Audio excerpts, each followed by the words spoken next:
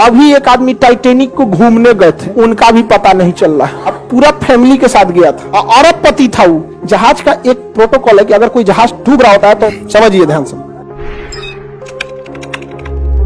इसी साउथहैम्पटन बंदरगाह से 10 अप्रैल 1912 को 10 अप्रैल 1912 को टाइटेनिक जहाज निकली थी।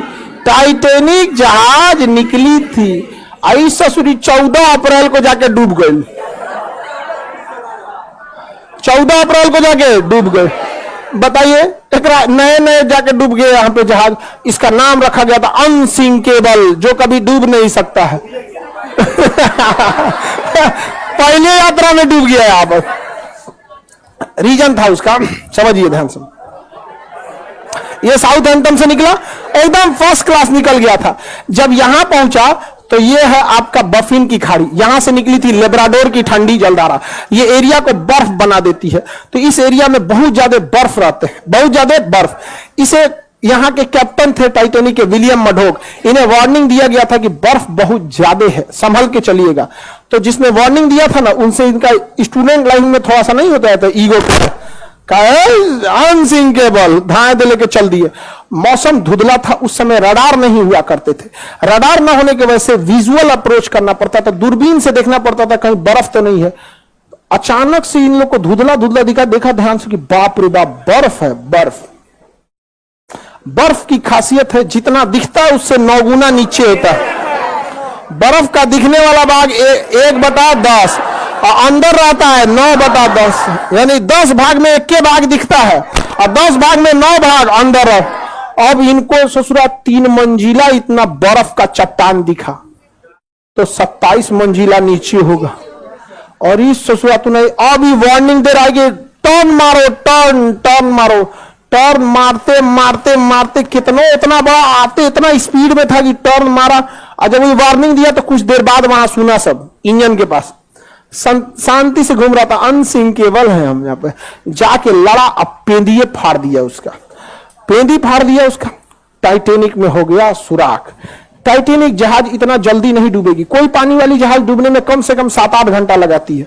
एगो कटोरा तो नहीं डुबा के देखिए ना टब में, भागेगा इधर उधर। एगो पानी बोतल, एगो 5 लीटर का गैलन खोल दीजिएगा, उसको डुबाइएगा, देखिए जल्दी नहीं डूबेगा। एक आध मिनट तो भी ले लेगा। दिक्कत क्या हुआ, तो डूबने लगा। ये कैप्टन को लग गया विलियम मडोको की, तो गया अनसिंकेबल, गलो अनसिंकेबल गया। उसने कहा कि इवैक्यूएट, खाली कराया जाए। क्या किया जाए? खाली। तो जितने बिजनेस क्लास वाले थे, अमीर लोग, जिनका किराया लाख लाख रुपया था, उनको पहले लाइफ बोट में भरा गया। जिस लाइफ बोट की क्षमता 20 आदमी की थी, उसमें 2 आदमी को भेजा गया। 3 आदमी, अमीरों को दिक्कत ना हो। लेकिन हमेशा याद रखिएगा, रेडी फॉर वर्स्ट कंडीशन। जीवन में सफल होना है तो एक कंडीशन हमेशा याद रखिएगा। कुछ भी काम करने जाइए, अपने आप से कहिएगा रेडी फॉर वर्स्ट कंडीशन। सबसे बुरे समय के लिए तैयार रहिए। और हम हिंदुस्तान वाले काहे डूबते हैं? एगो दुकान खोलेगा, कहेगा कि अच्छा खर्चा है 30,000, 50,000 तो आइए जाएगा। अरे यार, तुम अच्छे कंडीशन के लिए रेडी हो, रेडी फॉर वर्स्ट कंडीशन। 30,000 का खर्चा, अगर 10,000 भी नहीं आया और ऐसा 6 महीना अटक गया, लॉकडाउन लग गया, व्हाट विल यू डू? समझ में आ गया कि नहीं आ गया? रेडी फॉर वर्स्ट कंडीशन, हमेशा रेडी रहिएगा। इसको लगा कि हम तो आराम आराम से निकालिए देंगे, तब तक टाइटेनिक बीच में से टूट गया। अब तो डूबने की रफ्तार बढ़ गई। अब हो गया अफरा तफरी। अब बोट हो गई कम। शुरुआत में जिसकी बोट की कैपेसिटी थी 20 आदमी की, उसमें भेजा 5 आदमी, 2 आदमी। बाद में वो 20 आदमी वाले पे उतार दिया 50 आदमी, वो डूब गया। अब इतना तेजी से टाइटेनिक डूबने लगा कि लोग लाइफ जैकेट पहन के कूद गए। उसमें भी कोई दिक्कत नहीं होता। बर्फ था, -2 डिग्री टेम्परेचर था, टेम्परेचर ठंडी से मर गया सब। ऐसे पानी में कूद जाते लाइफ जैकेट पहन के तो कोई दिक्कत नहीं था। बड़ी मछलियां ऊपर नहीं आती हैं, बड़ी मछली नीचे अपना ताम झाम करते रहते हैं। वो बड़ी मछली ऊपर काहे आने वाली है? ऊपर ज्यादा कूदती है, डॉल्फिन, वेल मछली। तो वेल मछली हम लोग को खाइए नहीं पाएगी, उसका मुंह इतना बड़ा नहीं होता। घोटने वाला मुंह छोटा होता है, ऐसे मुंह बड़ा होता है। जैसे इतना लोग हैं लोग ना, इस लाइन के एक बार में खा जाएगी वो, लेकिन घोट नहीं पाएगी, इतना बड़ा मुंह खोलती है। घोट, अब हम ही लोग हैं, इतना मुंह में भर लेते हैं, क्या हड़ाक दे घोट पड़ते हैं? भरने का तो भर लिया, नहीं देखते कभी कभी पानी पूरी वाला 3 को घुसा देता है मुंह में से। आदमी घूम जाता है, गुस्सा आराम से गिरा दूंगा, नहीं समझ रहा। तो आधा आदमी ठंडा मार दिया, तो कुछ ही आदमी को बचाया जा सका, जबकि सबको बचाया जा सकता था। डूब गया अनसिंकेबल। जहाज का एक प्रोटोकॉल है कि अगर कोई जहाज डूब रहा होता है तो रॉकेट फ्लेयर छोड़ता है, रॉकेट छोड़ता है, मतलब वो सिग्नल है, रात में सिग्नल है, दिन में तो हॉर्न मारता है, और रात में सिग्नल। बगल से एक ब्राजील का जहाज गुजर रहा था, लगभग 80 से 100 किलोमीटर की दूरी पे था, गुजर रहा है। उसको लगा कि लोग पार्टी मना रहे हैं, रॉकेट छोड़ के पार्टी मना रहे हैं, छोड़ के चल दिया वहां पे। टाइटैनिक की कहानी खत्म। अभी एक आदमी टाइटैनिक को घूमने गए थे कि देखे कहां डूबल है, उनका भी पता नहीं चल रहा। अब पूरा फैमिली के साथ गया था, अरबपति था वो। छोट मोट का तो छोट मोट आदमी घूमने के नाम पे ननिहाल चल जाता, नहीं समझा, और कौन चीज आएगा वहां। अरबपति तो गए थे टाइटैनिक देखे, जा टाइटैनिक देखने। बहुत खतरनाक है यहाँ पे टाइटैनिक जहाज, एक से एक रहता, कई जहाज गई।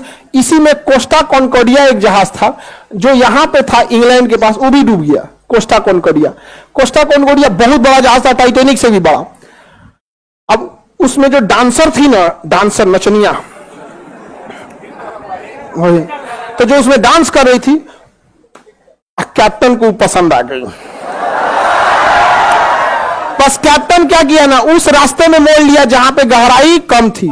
आई करी कि इधर चलिए ना, यहां तो अच्छा पहाड़ दिख रहा है, कितना 20 समुद्रों में कुछ दिखबे नहीं करता है, और उब जाइएगा। हवाई जहाज में हाइट पे जाने का उब जाए, कुछ नहीं दिख रहा है, इधर भी नीला, उधर उधर, नीचे कुछ दिखबे नहीं करेगा, बादल आ चुका रहेगा, उब जाएगा। अरे यार क्या लेके चला है, अब उतार दो। शुरुआत में ठीक लगता है कि दिखता है, अरे घर, स्टेडियम, अरे बाप रे बाप, कटोरा कौन चीज है, ये तो फुटबॉल का मैदान है। समझ में आ गया कि नहीं आ गया अब यही सब समझ में आता है।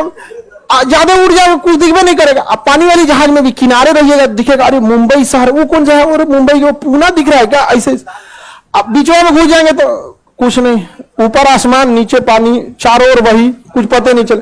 तो नचनिया के थोड़ा मोड़ लो मोड़ लो मोड़ लो, तो साइड में ले गया। साइड में गहराई कम होता, ले आके पेदिया लड़ा दिया, अब पेदिया फट गया, जहाज हो गई, पलट गई। सारे लोग, इतना करोड़ों का लॉस हुआ जिसका कोई हद नहीं। कप्तान को हो गया जेल। कप्तान को क्या हो गया? इसलिए इससे क्या सीखे आप?